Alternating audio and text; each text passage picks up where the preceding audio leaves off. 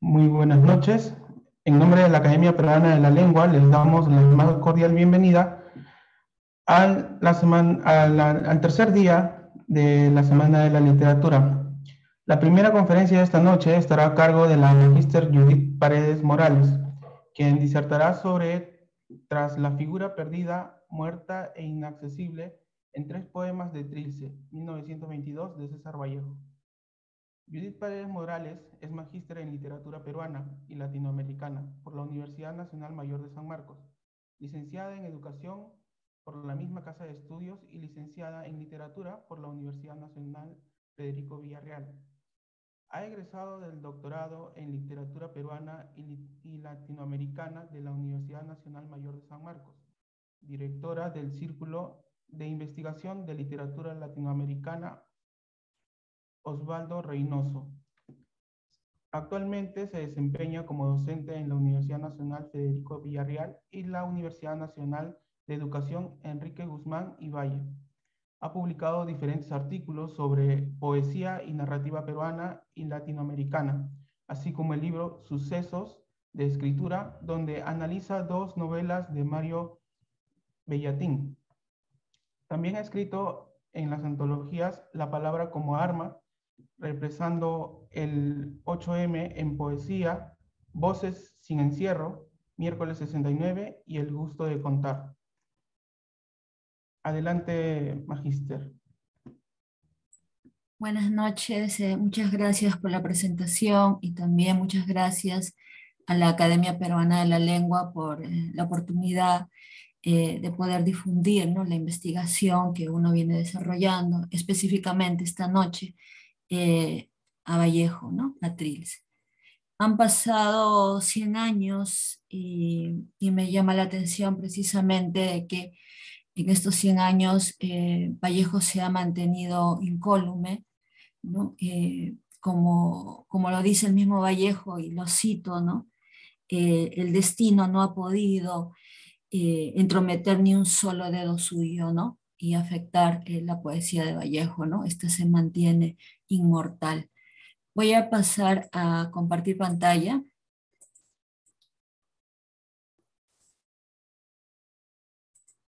Muy bien. Voy a analizar esta noche 3 poemas, el 15, el 33 y el 65. Bueno, el punto en común que tienen estos 3 poemas es el hecho de presentar, ¿no?, esta figura ambigua entre amada y madre. También a su vez del tiempo, ¿no?, que de algún modo está presente en todo el poema, perdón, en todo el poemario. A ver, voy a empezar con el poema 15. Les leo. Este poema está compuesto de 18 versos distribuidos en 4 estrofas. En el rincón aquel donde dormimos juntos tantas noches, ahora me he sentado a caminar. La cuja de los novios difuntos fue sacada, o tal vez ¿qué habrá pasado? Has venido temprano a otros asuntos y ya no estás. Ese rincón donde a tu lado leí una noche entre tus tiernos puntos un cuento de Daudet. Ese rincón amado, no le equivoques. Me he puesto a recordar los días de verano sidos, tu entrar y salir poca y harta y pálida por los cuartos. En esta noche pluviosa, ya lejos de ambos dos, salto de pronto. Son 2 puertas abriéndose, cerrándose, 2 puertas que el viento van y viene, sombra a sombra. Retorno acá al inicio.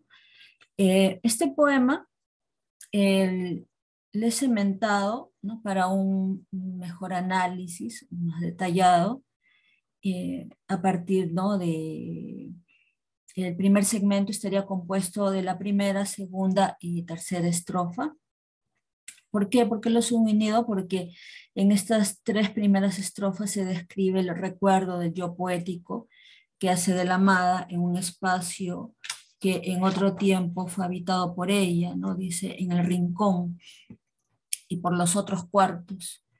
Se debe resaltar además que este segmento se subraya la asociación del amor con el sexo, tal como leemos en la primera estrofa, ¿no? Los siguientes versos: dormimos juntos y la cuja de los novios.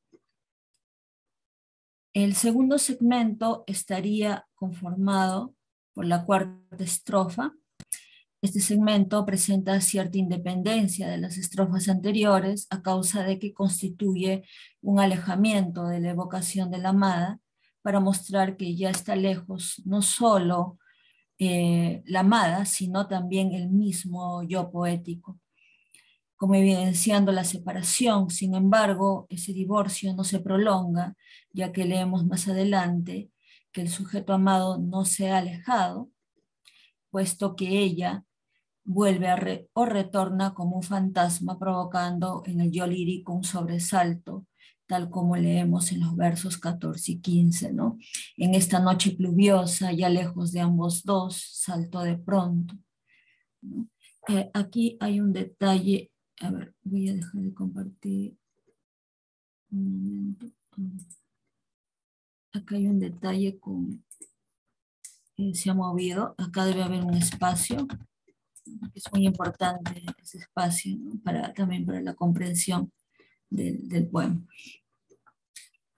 Los campos figurativos, es decir, las figuras que se destacan dentro de este poema, es el de la metáfora y la antítesis y también la elixis. La metáfora se destaca en este poema precisamente en el verso 3, novios difuntos, una realidad donde la ausencia está asociada a la muerte, ¿no? Es la idea del amor, ¿no? Asociada también a la muerte. La antítesis se presenta en los versos 2 y 3. Ahora que me he sentado a caminar, en estos versos se contraponen dos verbos que evidencian dos acciones que no se pueden hacer al mismo tiempo, pero que en el poema constatamos que el sentarse manifiesta la nostalgia por la amada ausente y el hecho de caminar grafica el proceso del recuerdo, el cual se llevará a cabo en todo el poema. La elixir se advierte en la operación del silencio, creando dos espacios en el verso 18, sombra a sombra. Aparecen dos espacios vacíos que ilustran como las puertas mencionadas en los versos anteriores. De algún modo manifiestan la presencia de la sombra, ¿no? Y el hecho, el hecho de que el yo lírico diga, ¿no? Salto de pronto, en el verso 15. Nos hace entrever que la amada retorna como un fantasma, a pesar de que el yo poético quiere mantenerla lejos, ¿no? Aquí estos versos leemos, ¿no? Ya lejos de ambos dos, pero que retorna perturbándolo, ya que el yo poético no la ha enterrado o olvidado debidamente, sino que al mirar atrás y traerla de vuelta a su espacio actual, la hizo retornar como un ser fantasmal. Entonces observamos que el yo poético ha sido incapaz de simbolizar la ausencia de la amada. ¿Por qué los muertos vuelven? Nos preguntamos, ¿no? Porque no están adecuadamente enterrados, es decir, porque en sus exequias hubo algo erróneo. El retorno de los muertos es signo de la perturbación del rito simbólico, del proceso de simbolización. Los muertos retornan para cobrar alguna deuda simbólica impaga, nos dice Slavoj Žižek. El retorno del muerto materializa entonces una cierta deuda simbólica que subsiste más allá de la muerte física. Al afirmar que una relación amorosa termina, nos lleva a percatarnos que el tema de la finitud de la muerte está presente en la poética de Vallejo. En el poema no hay una aceptación de la pérdida de la amada, por eso ella retorna sobresaltando al yo poético, perturbándolo. Martínez Broda, en su libro El amor al nombre, ensayo sobre el lirismo y la lírica amorosa, nos dice, ¿no? Que la poesía amorosa, aunque para ella toda la poesía es amorosa, ¿no? Incluyendo la mística, se da el problema del tuteo, la invocación tuteante, dice la autora, es enviada al otro, considerado como esencialmente ausente, pero ese envío es lo único que produce el sentido. El poema 15 de Trilce predomina el locutor personaje. Este, al formar parte del mundo representado, manifestará la nostalgia que le embarga al observar los espacios del hogar, habitados físicamente antes por la amada y ahora solo en la memoria del locutor. De ahí que ella retorne perturbando al locutor en una noche lluviosa, cuando él cree ya lejana la relación amorosa. Vemos la última estrofa, ¿no? En esta noche pluviosa, ya lejos de ambos dos, ¿no? Saltó de pronto. Son dos puertas abriéndose, cerrándose, dos puertas que el viento van y viene, sombra a sombra.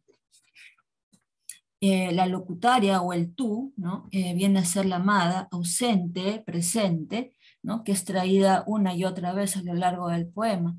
Sin embargo, cuando se la piensa lejana y también ya lejana la relación que mantuvo con ella el locutor personaje o el yo poético, esta retorna porque su ausencia aún no ha sido aceptada.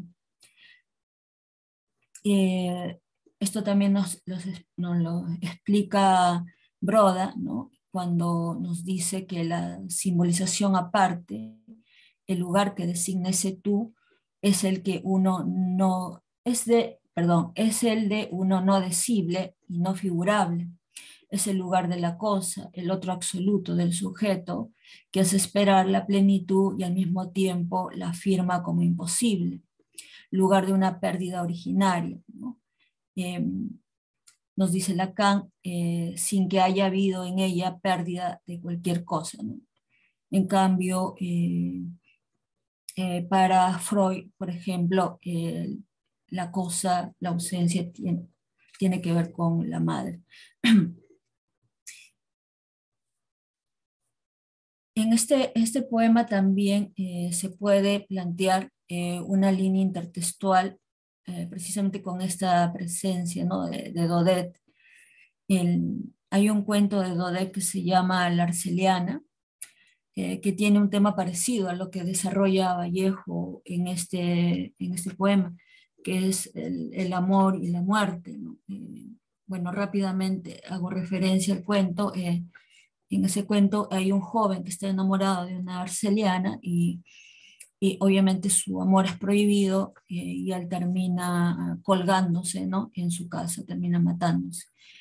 Y bueno, de algún modo me parece que también hay un vínculo intertextual con el tema, ¿no? de la muerte y el amor. Muy bien, paso al poema 33, que está compuesto por 21 versos distribuidos en 4 estrofas. Según Roberto Paoli, este poema pudo haber sido un soneto y además tiene presencia de algunas rimas, como son las siguientes. En la primera estrofa está haría y todavía, del verso 4 y 5. La tercera y cuarta estrofa, nacido y venido, interna e ido, verso 20, Camina, camina. Hay un audio. Además, Raúl Hernández Novas añade a lo estudiado por Paoli que también hay otras rimas como las siguientes: porfía y estaría, versos 6 y 9 en la segunda estrofa, y retiraríame, primer verso del poema. Quizá este verbo en la versión original pudo haber tenido un pronombre proclítico. Seguidamente dividimos el poema también, ¿no? en sus unidades textuales con el objetivo de ser más claro también la explicación. Leo el poema 33.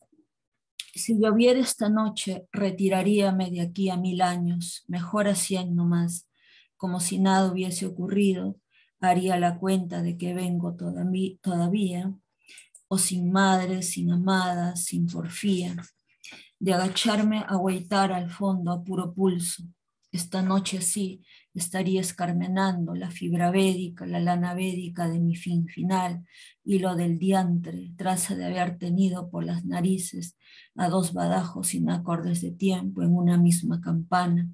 Haga la cuenta de mi vida o haga la cuenta de no haber aún nacido, no alcanzaré a librarme.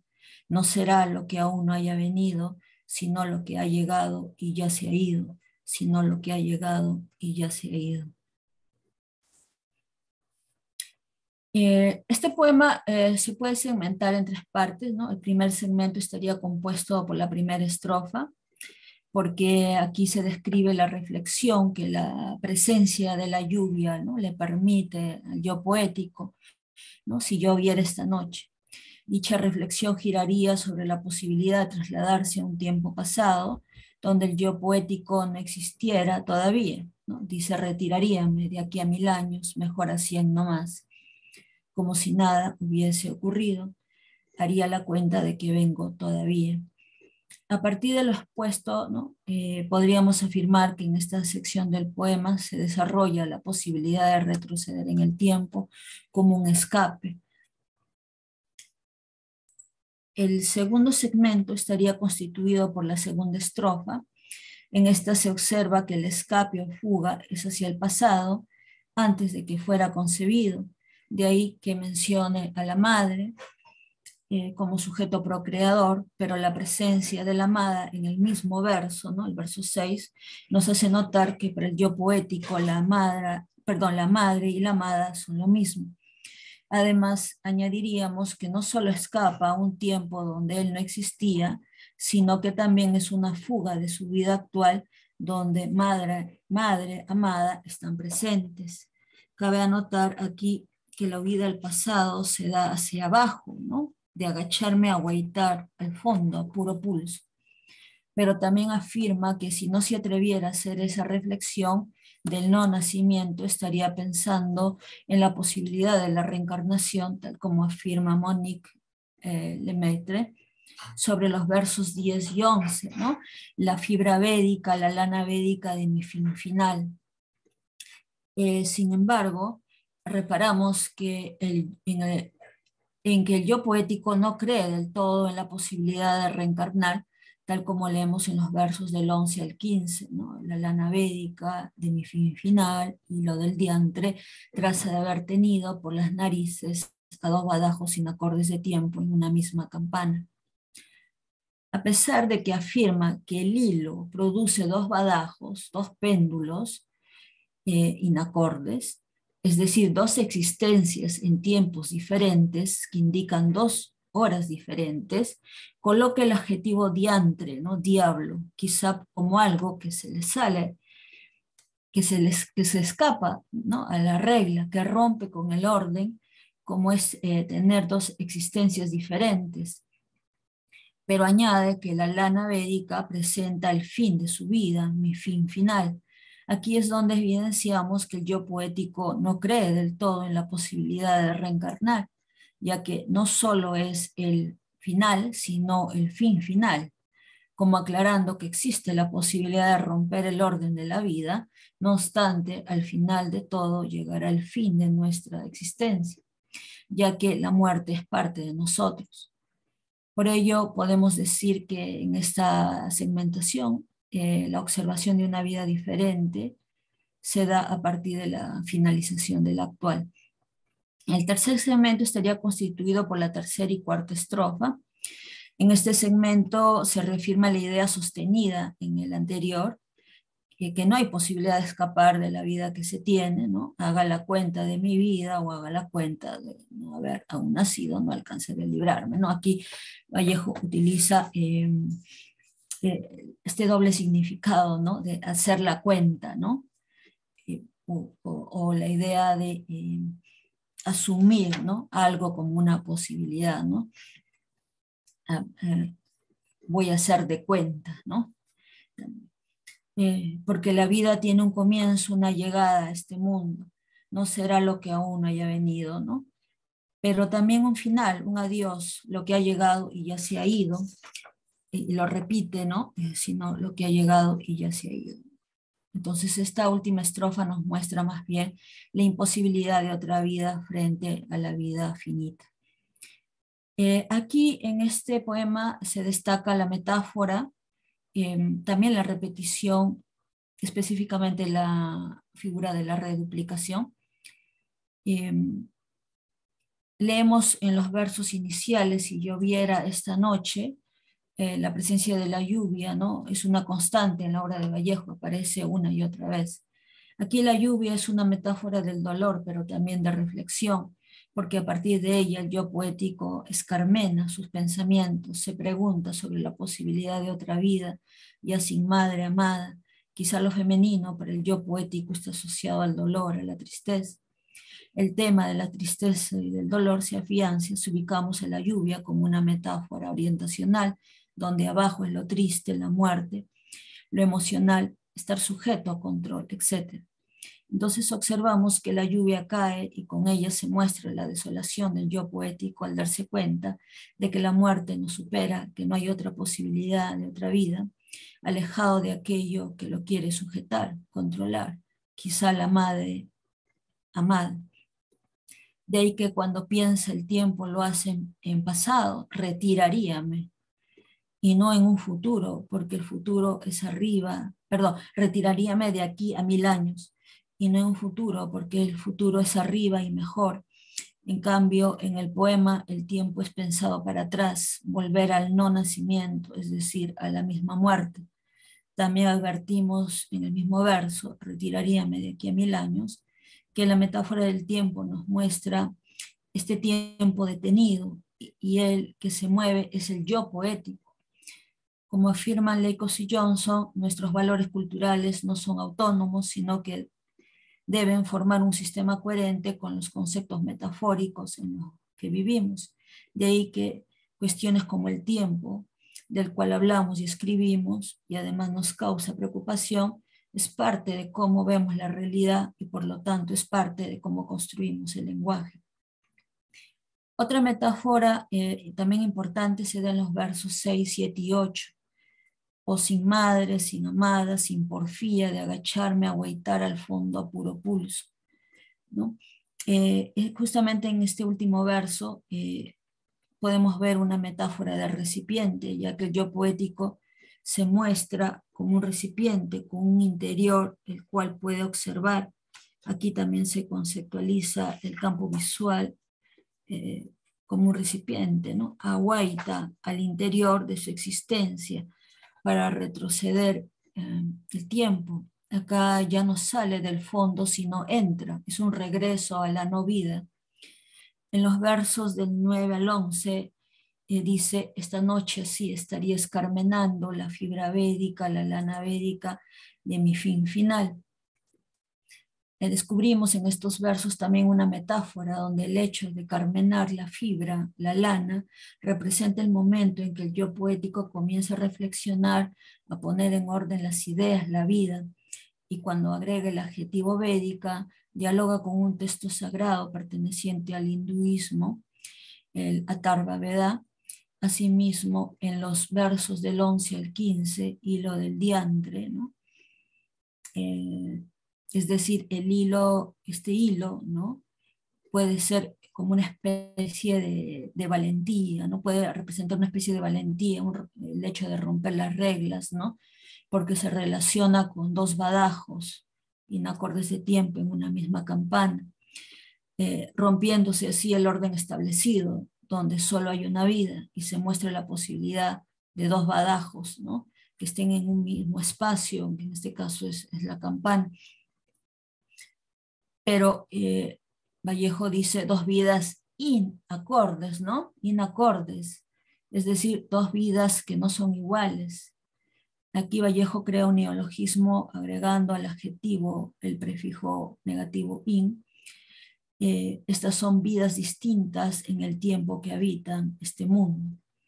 El campo figurativo de la repetición se destaca al final del poema, cuando, ¿no?, se da la reiteración de que no es posible huir, ¿no?, del tiempo actual, solo somos esta vida, ¿no? y lo que se va. Entonces no hay posibilidad de retornar a la no vida, sino que los seres ya hemos venido al mundo y también ya nos hemos ido. La muerte es parte de nosotros. En este caso, el tú desaparece, ¿no? En todo caso, el tú vendría a ser el propio yo poético. ¿Por qué? Porque se está desarrollando, ¿no? Como un monólogo donde hay un diálogo interiorizado sobre su propia existencia, ¿no? El hecho es de agüitar al fondo, ¿no? Es agüitar a su propio yo, ¿no?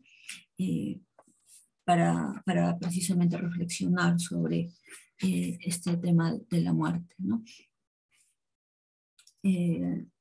Ahora paso al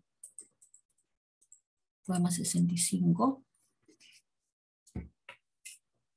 Este poema está compuesto de 33 versos distribuidos en 6 estrofas. En este caso, la segmentación sí lo he hecho estrofa por estrofa, porque así lo amerita el poema. Leo. Madre, me voy mañana a Santiago a mojarme en tu bendición y en tu llanto, acomodando estoy mis desengaños y el rosado de llaga de mis falsos trajines. Me esperará tu arco de asombro, las tonsuradas columnas de tus ansias, que se acaban la vida.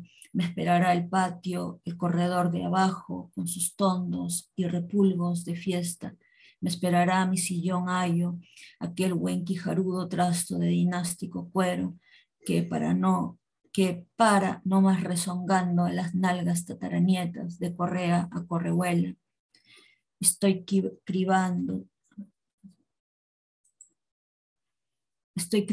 mis cariños más puros, estoy ejeando, no oyes jadear la sonda, no oyes tascar dianas, estoy plasmando tu fórmula de amor para todos los huecos de este suelo, o si se dispusieran los tácitos volantes para todas las cintas más distantes, para todas las citas más distintas. Así muerte inmortal, así bajo los dobles arcos de tu sangre, por donde hay que pasar tan de puntillas que hasta mi padre, para ahí, por ahí, 1012, hasta menos de la mitad del hombre, hasta ser el primer pequeño que tuviste. Así muerte inmortal entre la columnata de tus huesos, que no puede caer ni a lloros, y a cuyo lado ni el destino pudo entrometer ni un solo dedo suyo. Así muerte inmortal, así.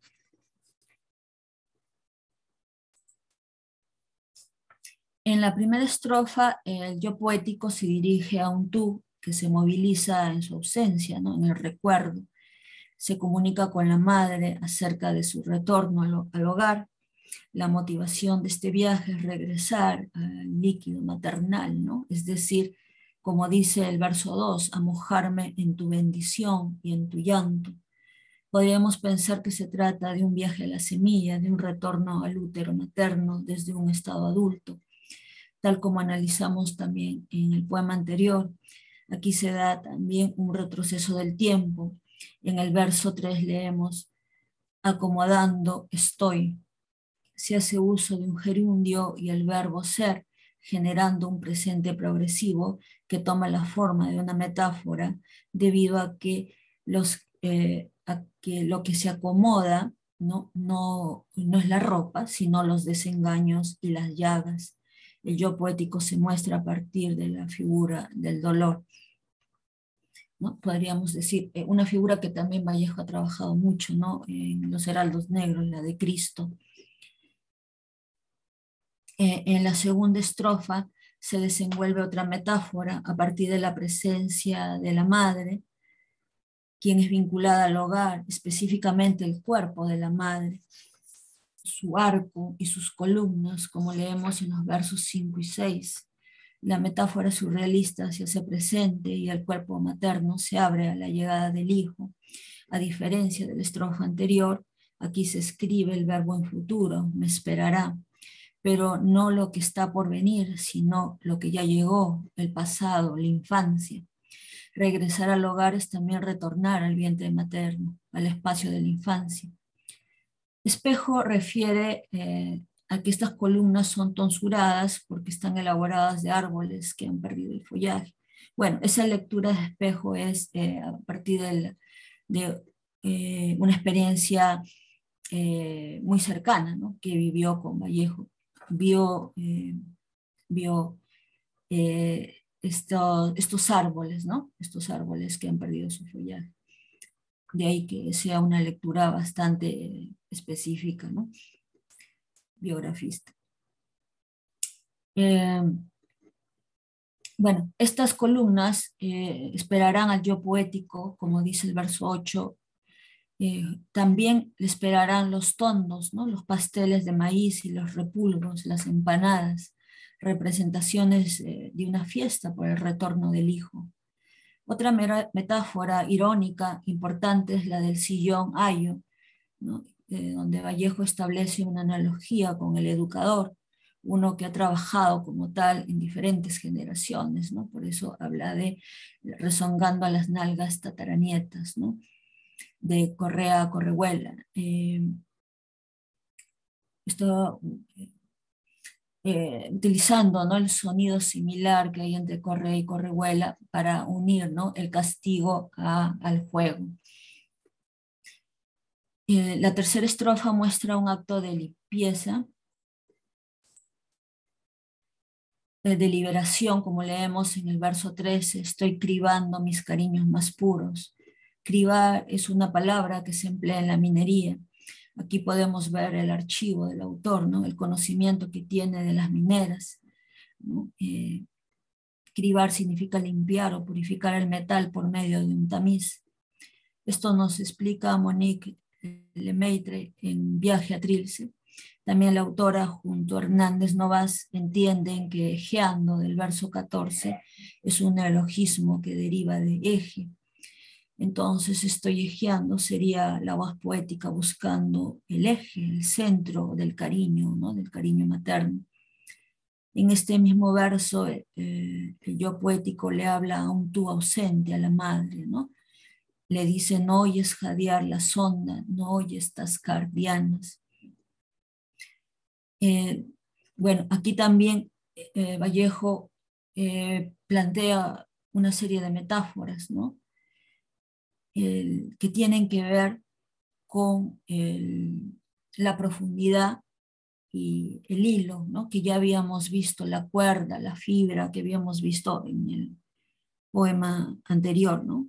Estos versos son bastante metafóricos, hay una clara necesidad de representar lo profundo y el inicio o amanecer que avisan las dianas, que en este caso producen un sonido que quebranta.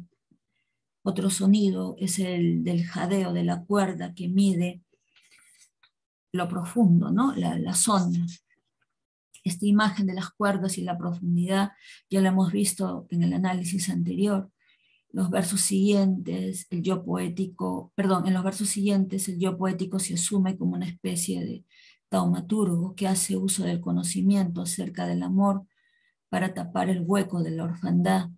De los versos 18 al 20 vuelven a aparecer las paranomasias, ¿no?, que ya habíamos visto en el anterior poema, entre citas y cintas y distantes y distintas. Esta semejanza fonética se relaciona a otra semejanza que se está planteando en el poema, la cita del saber materno con respecto al tema del amor, que funciona como una cinta o un hilo que une a madre e hijo, pero sin embargo es distante, ¿no? Podrían funcionar como la imagen de un cordón umbilical. La cuarta estrofa inicia con un oxímoron, así muerte inmortal, así. Solo la antítesis de la muerte es capaz de cuestionar los significados. Después de todo, como dijimos arriba, citando a Broda, ¿no?, cuando se trata de simbolizar, ¿no?, a ese tú, ¿no?, que el lugar que designa ese tú es el de uno no decible, no figurable, ¿no?, es el lugar de la cosa, del otro absoluto, del sujeto que hace esperar la plenitud, pero que al mismo tiempo afirma su imposibilidad. Finalmente es el lugar de la pérdida, ¿no? de la pura carencia que procede todo deseo, ¿no? Al final todo deseo es carencia, ¿no? Dice Lacan. Bueno, obviamente el deseo aquí es clarísimo, ¿no? Es tener a la madre nuevamente, ¿no? Para Lacan la cosa es una pura carencia, a diferencia de Freud y Melanie Klein. Ellos más bien plantean que esta cosa sería el cuerpo perdido de la madre. En esta estrofa el yo poético retorna al vientre materno pasando por bajo los dobles arcos de tu sangre, él dice, que representa un espacio sagrado. Por eso nos dice que hay que pasar de puntillas, ¿no? El yo poético hijo ha retornado al espacio original, al igual que su padre, ¿no? En los versos dice que hasta mi padre, para ir por allí, humildóse hasta menos de la mitad del hombre, hasta ser el primer pequeño que tuviste. Lo masculino para Vallejo se entiende como parte del cuerpo de la madre, solo quebrándose a la mitad tendrá acceso a su origen siendo un infante. Los hombres son niños, en simples palabras, para Vallejo.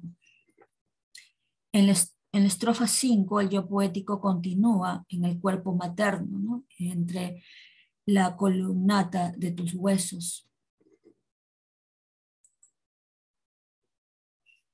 El poema funciona como una contrarrespuesta al destino, ¿no? Nuestro destino es la muerte, sin embargo estamos ante una muerte inmortal gracias precisamente a la poesía, ¿no?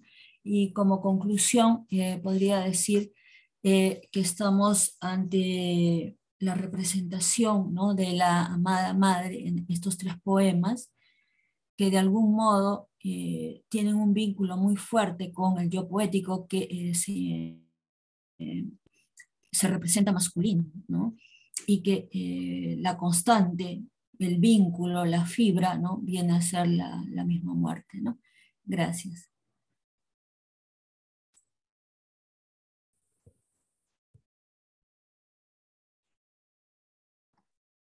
Agradecemos la participación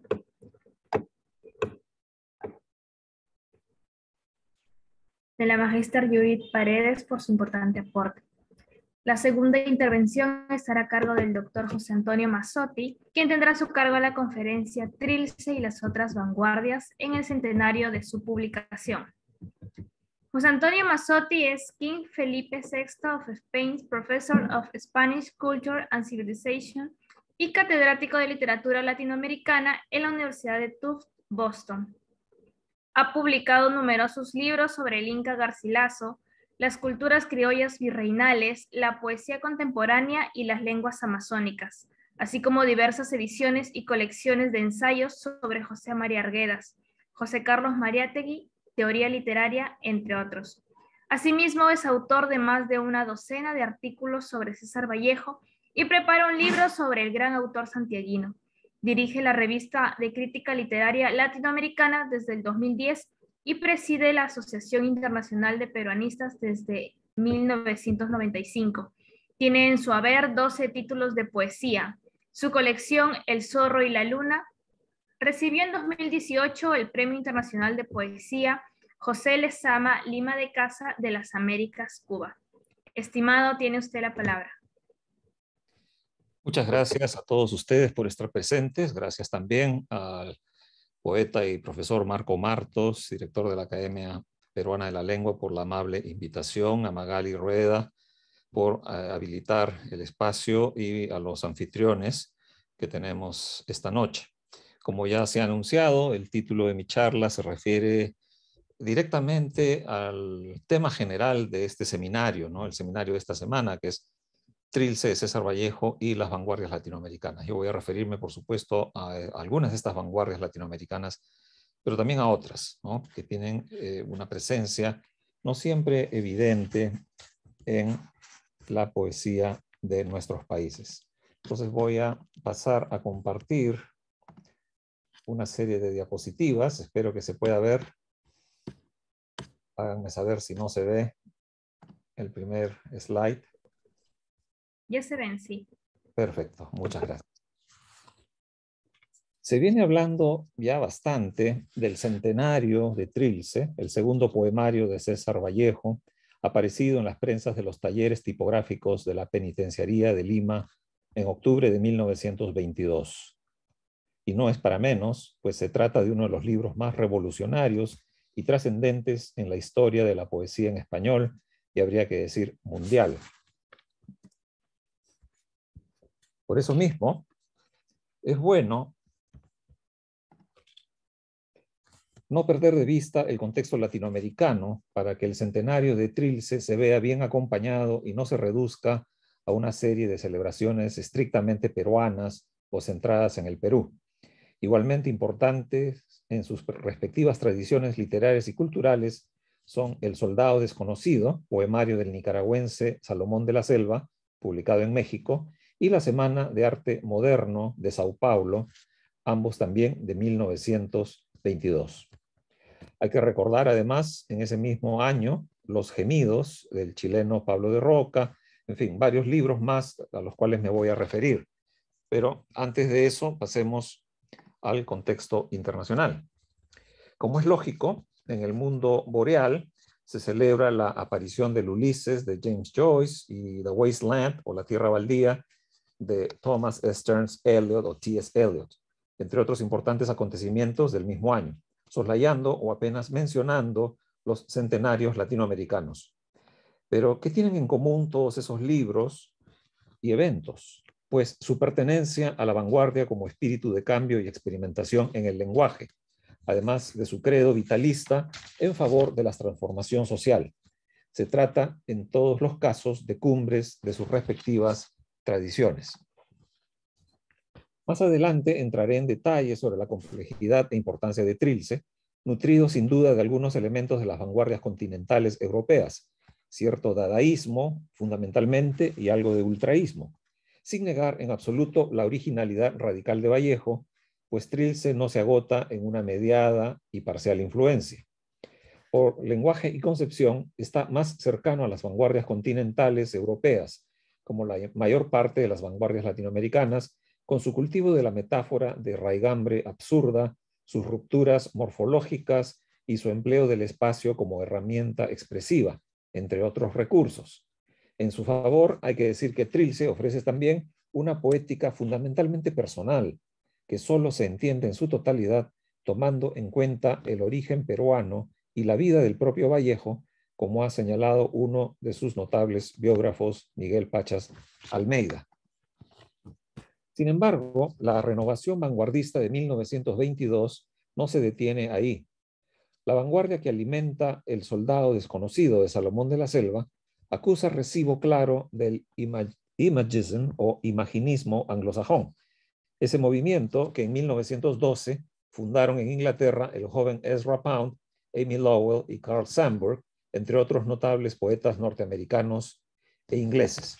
Es decir, que no podemos reducir las vanguardias latinoamericanas solamente al dadaísmo, el ultraísmo, el surrealismo, sino que hay que tener en cuenta para el caso específico del Soldado Desconocido de Salomón de la Selva, el gran poeta nicaragüense, también la raigambre, la inspiración imaginista. Para eso repasemos algunos postulados básicos de uno de los manifiestos imaginistas, como puede leerse en la pantalla. Dice, 1. Usar el lenguaje del habla común, pero emplear la palabra exacta, no la casi exacta ni la palabra meramente decorativa. 2. Creemos que la individualidad de un poeta a menudo puede expresarse mejor en verso libre que en formas convencionales. En poesía, una nueva cadencia significa una nueva idea. 3. Libertad absoluta en la elección del tema. 4. Presentar una imagen. No somos una escuela de pintores, pero creemos que la poesía debe plasmar exactamente los detalles y no ocuparse de vagas generalidades, por magníficas y sonoras que sean. Por eso nos oponemos al poeta cósmico, que nos parece eludir las verdaderas dificultades de su arte. 5. Producir una poesía dura y clara, nunca borrosa ni indefinida. Finalmente, la mayoría de nosotros creemos que la concentración es la esencia misma de la poesía.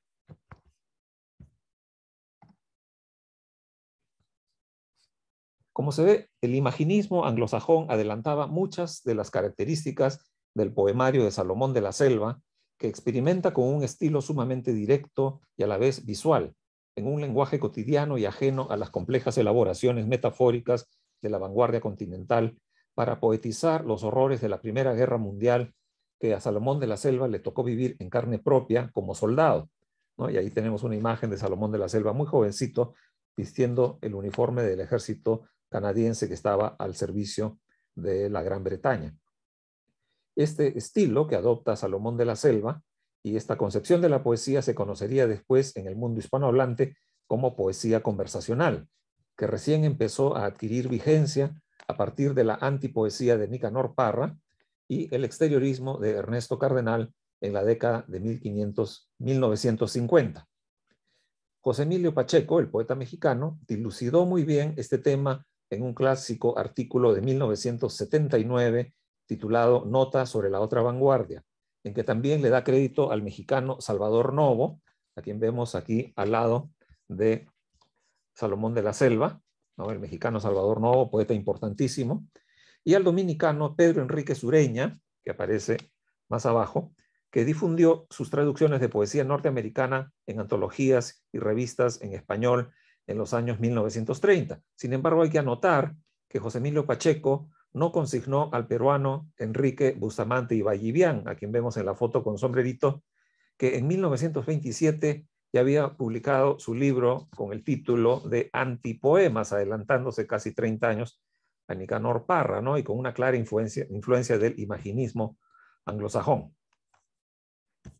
Junto con Parra, ya avanzado el conversacionalismo en el siglo XX, Ernesto Cardenal, nicaragüense, decía en sus reglas para escribir poesía que, como dice la cita, la poesía, más que a base de ideas, debe ser a base de cosas que entran por los sentidos, y que hay que escribir como se habla, con la naturalidad y la llaneza del lenguaje hablado, no del lenguaje escrito. Estas fueron unas reglas que él publicó en el diario Barricada en marzo de 1980 para orientar a los directores de los 600 talleres de poesía que el gobierno sandinista había puesto en ejecución en los primeros años de la revolución en ese país. En suma, buena parte de la otra vanguardia, la expresión es de Pacheco, de la otra vanguardia latinoamericana de estirpe anglosajona, procede del Soldado Desconocido, ese libro seminal de Salomón de la Selva, también de 1922, como Trilce. Entonces ya vamos triangulando un poco el mapa de las vanguardias latinoamericanas. Trilce en primer lugar, del cual voy a hablar un poco más al final. Salomón de la Selva con su Soldado Desconocido, un libro fundamental para el desarrollo de la poesía conversacional en el siglo XX. Y ahora vamos a ver el tercer elemento de estas vanguardias, entre otros posibles, por supuesto, ¿no? Me refiero a la Semana de Arte Moderno de 1922 en la ciudad de Sao Paulo, en Brasil, realizada del 13 al 17 de febrero en el Teatro Municipal de esa ciudad. Hubo exposiciones de arte con cerca de 100 obras de pintura, arquitectura y escultura, además de lecturas de poesía, conferencias y recitales de música, en un estilo que desestabilizó el gusto burgués de la época. La Semana de Arte Moderno impulsó la renovación artística y literaria brasileña, pues buscaba una mirada nacional al cosmopolitismo de las vanguardias europeas. Allí estuvieron los que serían grandes escritores como Oswald de Andrade, que lideraría el movimiento antropofágico a partir de 1928, y Mario de Andrade, autor de Macunaíma, la gran novela vanguardista brasileña, así como músicos de la talla de Heitor Villalobos. A diferencia del Festival de Arte y Arquitectura que hubo ese mismo año para festejar el centenario de la independencia, también en la ciudad de Sao Paulo, esta Semana de Arte de Sao Paulo en febrero sí enfatizó el arte de vanguardia de manera protagónica. Es decir, fue un acontecimiento en el cual hubo mucha poesía, también música, pintura, teatro, etcétera, que marcó un antes y un después en el desarrollo de muchas expresiones artísticas en Brasil. Todo el año 1922. Y por supuesto, para seguir con los acontecimientos que coincidieron ese año, aparte de la vanguardia de estirpe anglosajona, hubo otros libros que acompañaron a Trilce, dentro de la vanguardia de estirpe continental. Por ejemplo, también en 1922 se publica Los gemidos del chileno Pablo de Roca. También de la chilena Gabriela Mistral, Desolación, que no es un libro de vanguardia propiamente, obedece más a la impronta modernista, pero es un libro fundamental dentro del desarrollo de la poesía chilena. Raíz Salvaje es otro libro, no tenemos la carátula aquí, de la uruguaya Juana de Ibarburú, un libro que sí es plenamente vanguardista, 20 poemas para ser leídos en el tranvía, del argentino Oliverio Girondo. En Brasil, La Paulicea Desvairada, del brasileño Mario de Andrade. En México, Andamios Interiores y Poemas Radiográficos, de Manuel Maplesarce. Un libro desaparecido, Zaguán de Aluminio, del ecuatoriano Hugo Mayo. El Manifiesto Euforista, de los puertorriqueños Vicente Palés Matos y Tomás Batista. La escritura de Tergiversaciones, un libro del colombiano León de Greiff, entre los más importantes de América Latina, sin olvidar los polirritmos del vanguardista peruano radicado en Uruguay, Juan Parra del Riego, de un innegable virtuosismo en el manejo del verso y su sonoridad. Sin embargo, por su trascendencia en la poesía del siglo XX, son Trilce, El soldado desconocido, y la Semana de Arte de Sao Paulo, los acontecimientos que continúan destacando después de 100 años de ocurridos. Ahora sí, pasemos entonces, luego de hablar del contexto, vamos a centrarnos un poco más en Vallejo. ¿Quién es César Vallejo y por qué conmemoramos este año de 2022 el centenario de uno de sus libros? Vallejo ha sido llamado el gran poeta peruano universal y no lo es menos por haber nacido en la casi inaccesible ciudad de Santiago de Chuco, en el departamento de La Libertad, a cerca de 3.100 metros de altura en los Andes peruanos. Por el contrario, es imposible explicarse la universalidad de Vallejo y, por supuesto, su peruanidad sin remontarse a los años formativos del poeta, a sus orígenes mestizos, a su conocimiento directo del mundo andino. Fue durante sus primeros 18 años de vida, antes de partir a la ciudad costera de Trujillo para matricularse en la universidad, y a lo largo de varias visitas a su pueblo natal antes de su viaje definitivo a Europa en 1923, que Vallejo fue forjando de manera profunda y duradera lo que se ha llamado una sensibilidad andina. Aunque es difícil definir este concepto como algo unívoco, no hay duda de que la nostalgia por el terruño, por los primeros amores, por la comunidad familiar, por la taona estuosa de aquellos mis bizcochos, ¿no? Como dice en el poema 23 de Trilce, o por el burro peruano del Perú, perdonen la tristeza, ya en Poemas Humanos, esta sensibilidad permea toda su poesía hasta sus últimos años. Nació, como sabemos, en 1892, como el menor de 12 hijos de una familia modesta, pero muy respetada, pues su padre había sido gobernador del pueblo. César Abraham Vallejo Mendoza sin duda se convertiría en el engreído de sus hermanos y sus padres, que eran sus padres mestizos netos, ambos hijos de mujeres indígenas y de sacerdotes españoles. Vallejo, pues, heredaría la sangre de ambos mundos, pero se iría formando culturalmente según sus distintos lugares de residencia a lo largo de su vida. En Santiago de Chuco correría, como los demás niños, por los caminos de barro, oiría los huaynos de las celebraciones locales, olería el pan fresco de las guatias y el humo de boñiga, que aparecerán esporádicamente hasta en poemas tan ultra vanguardistas como los de Trilce. En Santiago de Chuco también conocería el amor por primera vez, presumiblemente en la ya legendaria Andina y Dulce Rita de Junco y Capulí, del poema Idilio Muerto en su primer libro, Los Heraldos Negros, que lleva fecha de 1918, pero circuló en realidad a partir de 1919. Pues bien, entre los muchos rasgos que podríamos señalar en la obra de Vallejo, dependen bastantes de sus años en Santiago de Chuco, y entre ellos debemos recordar una hipótesis sobre el origen del enigmático nombre de Trilce. Se han planteado diversas interpretaciones para el neologismo.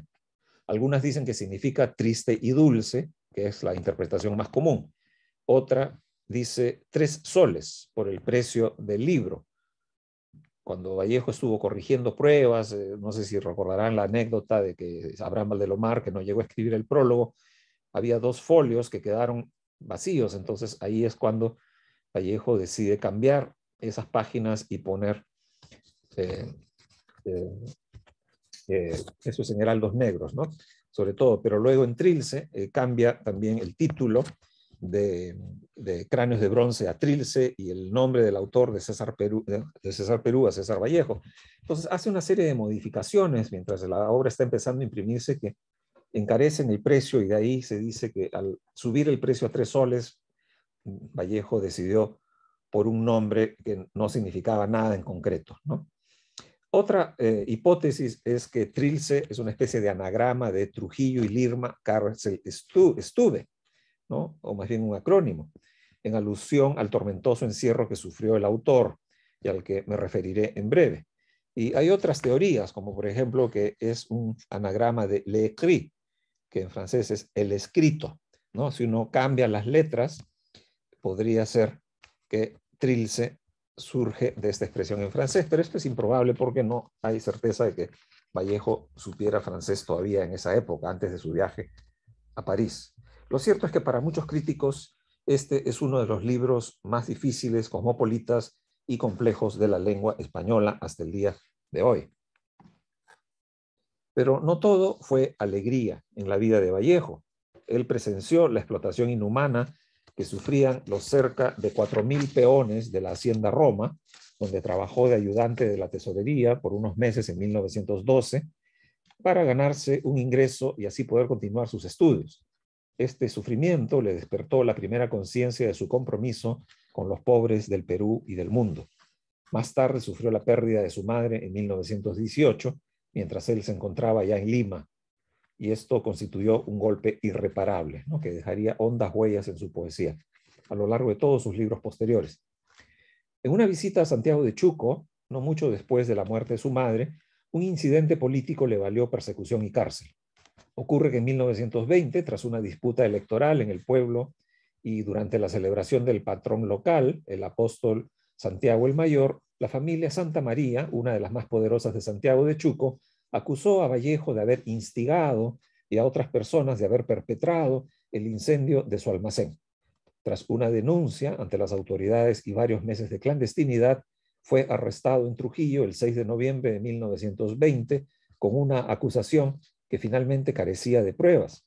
Se le dio libertad condicional en marzo de 1921, luego de pasar 112 días de angustia y humillación entre los muros de la cárcel de Trujillo, cuya, como él dice en el poema 2, bomba aburrida del cuartel achica, tiempo, tiempo, tiempo, tiempo. La experiencia carcelaria fue fundamental para concebir la ruptura interna absoluta que se expresa en su segundo libro, Trilce, publicado, como mencioné, en octubre de 1922, ¿no? Recordemos versos muy representativos, o las 4 paredes albicantes que sin parar van a dar al mismo número, ¿no? Y muchos más. Pese a haber publicado 2 textos narrativos cortos luego de su liberación y de haber recibido los homenajes de desagravio de sus amigos del Grupo El Norte y otros intelectuales, Trilce marcaría una ruptura total con el establishment cultural peruano. Incursionó también en la narrativa poco después con 2 audaces libros. Escalas, que constituye una especie de libro de cuentos, aunque también tiene una sección que es de poemas, no poemas en prosa, pero cuentos altamente poéticos, y Fabla Salvaje, que sí es una novela que tiene su propio cuño estilístico, ¿no? Se le ha considerado una novela indigenista, pero vamos a ver que esto también es problemático. En esa situación fue que salió del Perú en junio de 1923, luego del escarnio que recibió por la publicación del revolucionario Trilce. Luis Alberto Sánchez, que intentó mostrarse imparcial en una reseña, no podía dejar de repetir la pregunta, ¿por qué habrá escrito Trilce Vallejo? Y José Santos Chocano se refería al autor santiaguino como el poeta sin poemas, mientras Alberto Ureta, autor de Rumor de Almas, leía fragmentos del libro en sus clases del Colegio Guadalupe para burlarse abiertamente de Vallejo. A toda esta prepotencia capitalina el poeta de Trilce se refirió en una carta a su amigo Antenor Orrego, llamándola la risita limeña, en frase que ha quedado como parte de las muchas caracterizaciones de los habitantes criollos de la urbe fundada por Francisco Pizarro.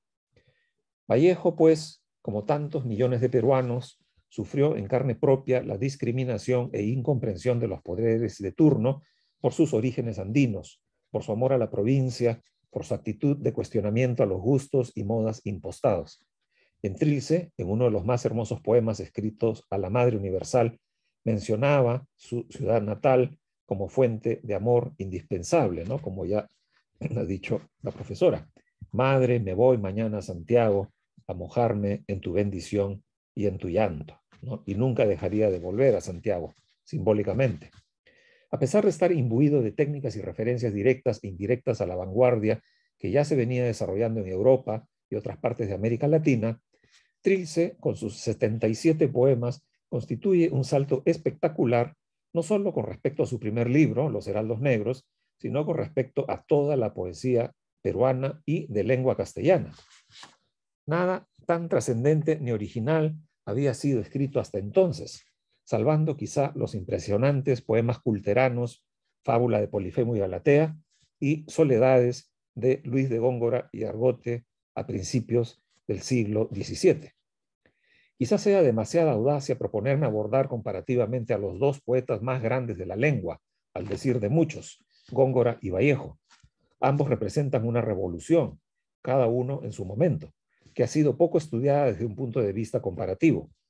Cada uno es en sí mismo un universo que expresa una determinada conciencia de la crisis de su tiempo. Cada uno descompone el idioma y lo recompone a través de una poética radicalmente novedosa. Sin duda, hay algunas semejanzas, ya señaladas por los escasos estudios existentes sobre el tema, pero también hay enormes diferencias, como es lógico esperar por los 3 siglos de distancia que los separan, amén de su procedencia geográfica, social, étnica y cultural casi contrapuesta. Entonces, para entrar ya en la recta final con un comentario sobre Trilce, quiero plantear la analogía con los poemas de Góngora. Pues no quiero apelar al socorrido tema de la influencia, ni de la presencia o evocación de Góngora en la poesía de Vallejo, por una razón muy simple. No hay una influencia visible en cuanto a estilo ni temas, aunque sí es posible rastrear algunos rasgos de la conflictiva modernidad temprana de Góngora, como el fraccionamiento de la subjetividad que hace que su perspectiva se transmute en una propuesta de alguna manera dislocada de las modas vigentes de su tiempo. El crítico francés Robert Jams nos recuerda que el arrebatamiento que causaron los versos de Góngora produjo reacciones inéditas en su momento. Dice, cito, los primeros y casi confidenciales lectores del poema de las Soledades, apenas empezado, se maravillaron ante los que descubrían imágenes como nunca las habían visto, presentadas en una lengua inaudita, liberada por fin de las pesadeces de la prosa. Esto viene de lo que el propio Jams califica como el derecho del poeta a hablar otra lengua, o lo que sería una lengua extranjera, según el contemporáneo de Góngora, Martín Vázquez Ciruela.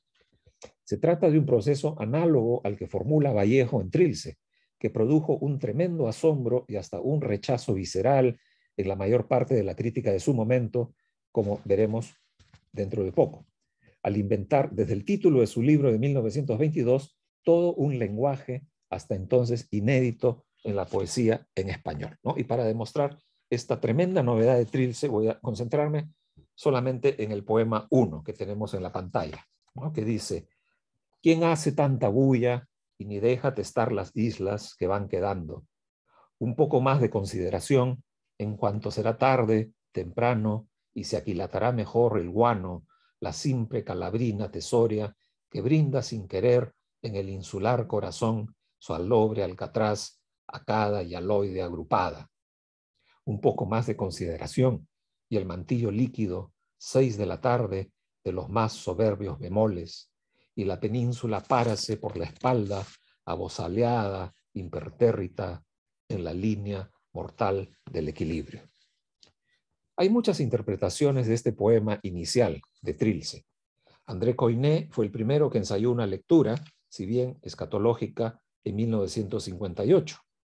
Algunos críticos han tratado de rechazar este sentido del poema, o sea, como una representación del acto de defecar, ya que semejante función orgánica resultaría incompatible con una idea aceptable de la poesía y con el propio quehacer escritural.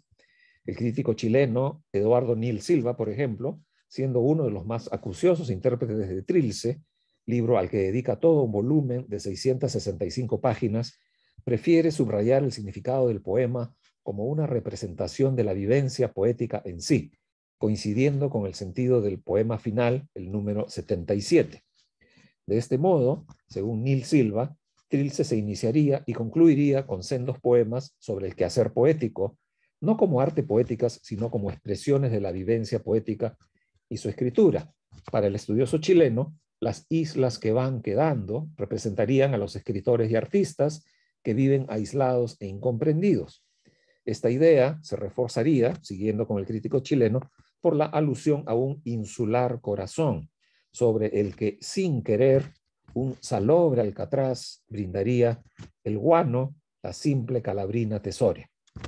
El alcatraz sería así una representación de los críticos, que dejan su guano, su pestilencia y su detrito, su calabrina, irónicamente dorado, o sea, tesorio, sobre las islas y chillan estridentemente a la hora del atardecer, impidiendo a los poetas concentrarse en su misión de testar. De ahí la tanta bulla que obstaculiza la labor creativa. Sin embargo, detengámonos ya desde una lectura más bien gongorina en los procedimientos mediante los cuales Vallejo inicia Trilce con tan intrincado poema. Ya ha quedado establecido que el fraccionamiento del yo poético se manifiesta a través del claro oscuro del atardecer como tema recurrente. Chemris, una crítica norteamericana, lo propuso para su análisis de Nostalgias Imperiales, ¿no? Que es una sección de Heraldos Negros. Y algo semejante podría decirse de Trilce I, que también transcurre en un tiempo de ambigüedad e incertidumbre. En cuanto será tarde, temprano y luego 6 de la tarde, que es la hora del crepúsculo en la latitud peruana, particularmente en el invierno, ya que en el verano el atardecer se da apenas a las 6:30 de la tarde. Se trata también de la hora del tercer rezo del Angelus, ¿no? Angelus Domini Nuntiavit Maria, tema religioso recurrente en la poesía de Vallejo. Esta referencia indirecta puede reforzar la lectura del poema como una protesta contra el ruido, ¿no? Que dice tanta bulla, del mundo moderno que impide la comunicación con Dios y con el orden del universo y su propia música. De este modo, el silencio retórico gongorino, al cual se refiere la estudiosa española Aurora Ejido, que deja hablar el follaje cantor, como dice Nicolás Guillén, encuentra en el poeta peruano un reclamo por la necesidad de testar las islas que van quedando, de dar espacio y tiempo a la plenitud de la función evacuadora y su resultado visible y oloroso, o sea, cada hialoide agrupada, ¿no? Vidriosa agrupada, con su brillo propio. La blancura de las islas guaneras, comunes y abundantes en la costa peruana, viene a la mente como la reminiscencia de un espacio extraño, distópico, que adquiere su significación particular dentro del universo creado en el poema, al margen de la realidad geográfica. En tal sentido, en Vallejo importa la creación de un universo alternativo en que los elementos adquieren su propio valor y función, aunque las islas vallejianas implican un descenso a un submundo en deterioro de desechos orgánicos que, sin embargo, encierran la potencialidad de la regeneración, ya que el guano, como sabemos, es un poderoso fertilizante. El crítico peruano José Serna Bazán ha leído el estatuto dual del excremento de las aves marinas, es decir, como excedente económico y como excremento al mismo tiempo. Por eso no resulta del todo descabellado volver a la interpretación escatológica esbozada por André Coiné y rechazada por una parte de la crítica. Me refiero a que si tomamos Trilce I como una declaración de principios, justamente como la pauta que marcará una poética de los elementos vulgares en alternancia con los supuestamente sublimes, tal como en las Soledades de Góngora, podemos enriquecer nuestra lectura del segundo poemario de Vallejo. Por ejemplo, si leemos el poema en clave coprológica, como una posible transfiguración del acto excrementicio, estaríamos dentro de las mismas coordenadas con que Góngora sorprendió al público de su tiempo al traer al poema elementos vulgares, como un simple queso y las mánicos de una rústica vaquera sin mayor alcurnia. Esto recuerda, como dice Robert James, la escandalosa transgresión de las normas. La recurrencia a objetos vulgares y su conversión en materia poética es también un adelanto gongorino de cierto feísmo de la poesía moderna, ya más descarnado, que Vallejo llevará a un extremo con la poetización de los excrementos. Naturalmente, el feísmo de Vallejo pasa por las mediaciones de Baudelaire, Rimbaud y las primeras vanguardias, por lo menos, pero ese camino ya había sido vislumbrado con las novedades propuestas por Góngora en su momento. La diferencia está en que Góngora convierte lo vulgar y desdeñable en materia de alta poesía, articulando un mundo donde la imagen es más importante que el objeto. En Vallejo, en cambio, la imagen reconstruye el objeto para señalar la precariedad del mundo, el deterioro que amenaza hasta las más primarias de las funciones corporales. Por supuesto, hay mucho más que decir sobre este primer poema de Trilce, sus neologismos, su uso de las mayúsculas y la distribución espacial de los versos, que podrían reforzar distintas interpretaciones en su sentido escatológico. No voy a entrar al poema 2 por falta de tiempo, donde también podemos analizar algunos de los rasgos de la vanguardia específica de Trilce. Voy a pasar a la conclusión, ¿no? Leyendo esta cita conocida de una carta de Vallejo ante Noro Rego tras la publicación de Trilce, ¿no? En que Vallejo expresa de manera sincera su posición frente a su libro y frente a la recepción casi nula o negativa que recibió a partir de 1922. Dice Vallejo: el libro ha nacido en el mayor vacío. Soy responsable de él, asumo toda la responsabilidad de su estética. Hoy, y más que nunca quizá, siento gravitar sobre mí una hasta ahora desconocida obligación de artista, la de ser libre. Si no he de ser hoy libre, no lo seré jamás. Siento que gana el arco de mi frente con su más imperativa curva de heroicidad. Me doy en la forma más libre que puedo y esta es mi mayor cosecha artística. Dios sabe hasta dónde es cierta y verdadera mi libertad. Dios sabe cuánto he sufrido para que el ritmo no traspasara esa libertad y cayera en el libertinaje. Dios sabe hasta qué bordes espeluznantes me he asomado, colmado de miedo, temeroso de que todo se vaya a morir a fondo para que mi pobre ánima viva. En Trilce, los espacios son construcciones que pueden partir de un referente identificable, como la costa peruana o la cárcel, pero quedan convertidos en paisajes interiores que trascienden una ubicación precisa. Asimismo, la orfandad del sujeto poético, percibible desde los heraldos negros y su dios enfermo, en el poema Espergesia, o las Marías que se van en los dados eternos, produce una soledad emocional que en Trilce se manifiesta de manera elocuente en los poemas A la madre ausente, ¿no? Como el ya analizado 23, que comienza con taona estuosa de aquellos mis bizcochos, pura yema infantil innumerable, madre, o el 28, que dice, he almorzado solo ahora y no he tenido ni madre, ni súplica, ni sírvete, ni agua. Tal soledad se produce también en el encerramiento metafísico, como en el poema 3, que concluye con un revelador: no me vayan a haber dejado solo y el único recluso sea yo. Por último, la soledad poética, en tanto lenguaje exclusivo y excluyente, también se da en Trilce de manera plena, pues como Góngora, Vallejo tiene que inventarse una lengua para expresar una visión completamente nueva sobre el mundo, llena de incertidumbre y desasosiego, y sin embargo, carente de palabras suficientes. Entonces, esto como una reflexión general sobre Trilce. Agradezco mucho su atención y me disculpo si me he pasado un poquito del tiempo. Gracias.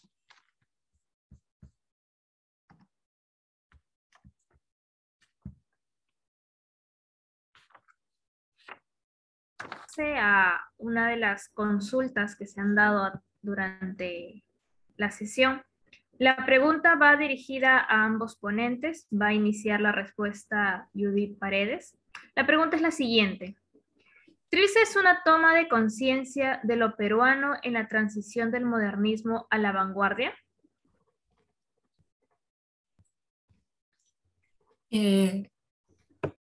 Bueno, podría ser uno de los temas, ¿no? La reflexión acerca de la construcción de la identidad peruana. En los heraldos negros aparece una y otra vez, ¿no?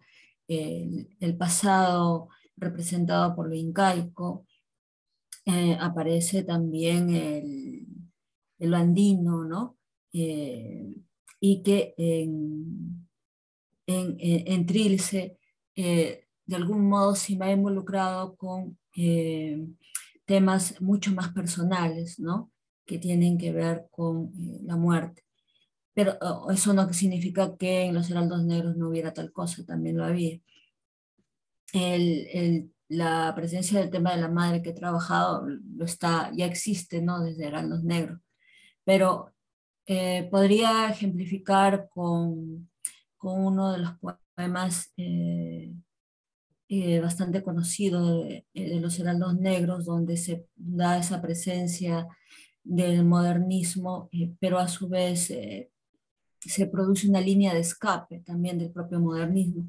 De algún modo Vallejo no está del todo dentro de una época, ¿no? Siempre establece líneas de fuga, como es Idilio Muerto, ¿no? Por ejemplo, donde está la representación de lo andino, ¿no? Eh, pero también a su vez de esa necesidad, ¿no? De lo andino que se confronte con su otro lado, ¿no? Con el occidental. Y lo andino también es un espacio femenino, ¿no? Que podemos rastrear hasta Trilce, ¿no? La presencia del hogar también, ¿no? Representa digamos, un espacio de lo peruano, de lo andino, ¿no? Con los alimentos, ¿no? Que genera la madre, por ejemplo, ¿no? Y sí, de hecho hay, ¿no? Hay una construcción de lo andino en todos los poemas de Vallejo. En Nostalgias Imperiales, ¿no? Se da esa mirada hacia el pasado, también muy recurrente, muy usada en el modernismo, ¿no? Mirar al pasado incaico, ¿no? Como una forma de configurar lo peruano. Pero más interesante me parece Vallejo cuando se da este vínculo, ¿no? De lo andino con lo femenino. No sé si por ahí va la pregunta. En todo caso, Sí, perfecto. Muchísimas gracias por su respuesta. La misma pregunta va dirigida al doctor José Antonio Mazzotti. Trilce es una toma de conciencia de lo peruano en la transición del modernismo a la vanguardia. Sí, muy bien. Suscribo lo que ha señalado la profesora Judith Paredes. Quiero referirme primero a un problema fundamental que creo que nos concierne a todos. ¿Cómo se entiende lo peruano? ¿No? Sobre todo en esa época, a principios del siglo XX. Es la época en que se está celebrando el centenario de la independencia, ¿no? Recordemos, además, el mismo año 22, Vallejo asiste al Teatro Municipal a la coronación de Chocano, ¿no? Exponente máximo de un tipo de modernismo, el novomundismo, como poeta nacional, ¿no? De manos del presidente Leguía. Entonces, la cultura oficial tiene una idea de lo que es lo peruano desde una perspectiva de larga trayectoria criolla, hispanohablante, lenguaje culto, algunos paisajes exóticos. En Chocano, a diferencia de Darío en Prosas Profanas, hay una búsqueda de lo peruano, pero desde la perspectiva criolla. Acuérdense del famoso poema Los caballos de los conquistadores, ¿no? O esa especie de superego, soy el cantor de América, autóctono y salvaje. Pero el registro lingüístico y poético de Chocano representa un sector de lo peruano, ¿no? Como digo, limeño, criollo, europoide, que para alguien como César Vallejo, que es parte de una oleada migratoria en esos mismos años, ¿no? Luis Salazar Mejía, un musicólogo peruano, ha registrado, ¿no? y varios historiadores, que ya había por lo menos un 53% de provincianos en la capital, para la época, para el año 1913, cuando se estrena El Cóndor pasa, ¿no? En el Teatro Masi de la Plaza Italia, en Barrios Altos. Entonces había una masa crítica mestiza, provinciana, que buscaba otra expresión, tenía otro concepto de lo peruano. En esas coordenadas se puede entender los heraldos negros mejor. Y Mariátegui, ¿no?, tan perspicaz como era, luego en el año 28, en el 7º de sus ensayos, va a decir: Vallejo representa el orto de la nueva poesía peruana porque atiende a otra concepción de lo peruano, en que lo andino es protagónico. Lo ha mencionado la profesora Paredes, ¿no? Idilio muerto, nostalgias imperiales. Esos temas no están tratados chocanescamente en absoluto, están tratados desde el interior de la sensibilidad lugareña, incluso a nivel de lenguaje, ¿no? Palabras como poto, chicha, de las cuales José María Juren se va a espantar en una entrevista que le hizo Ciro Alegría. Dice: Vallejo es un hombre de gran sensibilidad, pero yo no entiendo cómo puede poner palabras como poto, de chicha, que no tienen nada de poéticas. Claro, Eguren, poeta limeño, gran poeta sin duda, pero obedece a otras coordenadas culturales y lingüísticas. Entonces Vallejo arremete desde una trayectoria personal, cultural, familiar, comunal, que conquista un espacio, el espacio del campo literario oficial, poco a poco, ¿no? Con Heraldos Negros, que todavía es un libro bastante marcado por el modernismo, pasa, ¿no?, para continuar con la temática de la pregunta, ya a la experimentación vanguardista, de manera muy personal. Sí se sabe que Vallejo podía haber leído textos dadaístas y textos ultraístas a través de revistas que llegaban, como la revista Cervantes. Es muy posible que conociera el famoso poema de finales del siglo XIX, La cumbre de la poesía simbolista de Mallarmé: un golpe de dados jamás abolirá el azar. Tuvo una idea de que había experimentaciones verbales que rompían con los cánones del modernismo, sin duda. En Trilce lo que hace es adaptar esa sensibilidad andina, esa nostalgia por la comunidad de la infancia, de la familia, que va a ser un punto de retorno constante en toda su poesía, el lenguaje local, ¿no?, los cuyismos, los quechuismos, que Vallejo imprime a muchos de sus poemas, incluso desde Los Heraldos Negros, a una ruptura con la visión de una modernidad progresiva, lineal y cancelatoria. Él ve que esa modernidad falla en el Perú. A los pocos meses de la masacre de la hacienda Roma, Vallejo está trabajando y se tuvo que enterar de lo que había pasado en las minas de Quirubilca.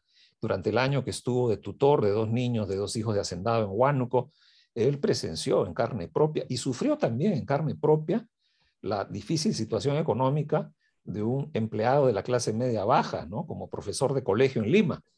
Entonces, ¿cómo no va a expresar ese otro Perú, ¿no?, ese otro concepto de lo peruano, que va a estar en disputa, en contienda con el concepto oficial de la oligarquía limeña, ¿no?, ya en los estertores de la República Aristocrática? Definitivamente Vallejo sí. Por eso también el libro es revolucionario, ¿no?, Trilce, con respecto a Heraldos Negros y con respecto a toda la poesía peruana del momento, porque pone en cuestión todos los parámetros dentro de los que se concibe el arte literario. Entonces, esa es otra forma de buscar la peruanidad, ir a otras raíces, ¿no?, ir a otras formas de entender qué cosas somos como conjunto, como comunidad. No somos lo que el Estado nos entrega, nos pretende vender. Somos otra cosa, somos otra sensibilidad. Eso es lo que nos está diciendo Vallejo implícitamente en Trilce, ¿no? Pero bueno, no quiero alargarme demasiado. Debe haber otras preguntas. Gracias. Sí, muchísimas gracias por su respuesta. Justamente tengo una consulta más para usted. Nos preguntan a través del chat: aparte de estas semejanzas de Vallejo con Góngora, ¿se puede hablar de alguna semejanza con Quevedo en cuanto al lenguaje? Claro, mucho más incluso. Vallejo era un gran lector de la literatura del siglo de oro. Eso está documentado. Se ve además en su tesis del romanticismo, sobre el romanticismo en la poesía castellana, pero hay muchos testimonios que nos hablan de sus libros, ¿no? Él leyó a Garcilaso, el toledano, leyó a Góngora, leyó a Quevedo. A lo largo de toda su poesía, desde Heraldos Negros hasta España, aparte de este cáliz, hay un manejo virtuosísimo de los ritmos clásicos de la poesía castellana. Endecasílabos, alejandrinos, heptasílabos, octosílabos. Una buena parte de la poesía de Vallejo, incluida en Trilce, está construida bajo una musicalidad que tiene que ver con la larga tradición de la poesía castellana, ¿no? Entonces, en España, aparte de Mixtecales, hay una gran abundancia de endecasílabos, ¿no? Claro, no se dejan sentir porque no tienen rima y el ritmo es galopante. Entonces, Vallejo, de hecho, leyó a Góngora. Hay un clásico trabajo del crítico italiano Roberto Paoli, ¿no? Vallejo y el conceptismo. Vallejo utiliza mucho las antítesis, por ejemplo, ¿no? La ironía. Y, bueno, una serie de recursos más que son típicos del conceptismo. Por eso es más fácil trazar la filiación con Quevedo que con Góngora. Lo que yo he mencionado es parte de un trabajo más amplio, en que más que influencia o más que presencia de Góngora en Vallejo, lo que yo propongo es una analogía, porque Quevedo, claro, es un extraordinario poeta en su momento, pero el que verdaderamente profundiza con los cambios y produce por eso mismo una enorme polémica en su momento, principios del siglo XVII, es Góngora, ¿no? Con los dos grandes poemas culteranos, la fábula de Polifemo y Galatea y Soledades. Entonces, 300 años después, un peruano, mestizo, provinciano, César Vallejo, hace algo análogo, ¿no? Inventa su propio lenguaje para expresar la crisis de su momento. Así como Góngora ya había entendido bien el inicio de la decadencia española y empieza a transfigurar la realidad y no es complaciente en absoluto, sino que inventa otra realidad con usos del lenguaje inéditos hasta el momento, Vallejo hace algo semejante, ¿no? Inventa su propia realidad. Las referencias al Perú están, por supuesto, pero transformadas en gran medida, ¿no? Interiorizadas y quebradas en Trilce y, bueno, en el resto de su obra. De modo que, sí, por supuesto que hay una presencia de Quevedo, más visible incluso que con Góngora, pero yo creo que la analogía con Góngora funciona mejor porque Góngora ha sido un poeta que ha trascendido mucho más en cuanto a la radicalización de los usos del lenguaje, hasta el punto de producir un lenguaje verdaderamente nuevo, ¿no? Perfecto, muchísimas gracias. De este modo, entonces, agradecemos al público por las preguntas planteadas y a los expositores por su participación. Los esperamos el día de mañana para continuar con la Semana de Literatura organizado por la Academia Peruana de la Lengua. Muchísimas gracias a cada uno de los asistentes y muy buenas noches. Gracias a todos. Gracias, nos vemos. Hasta luego.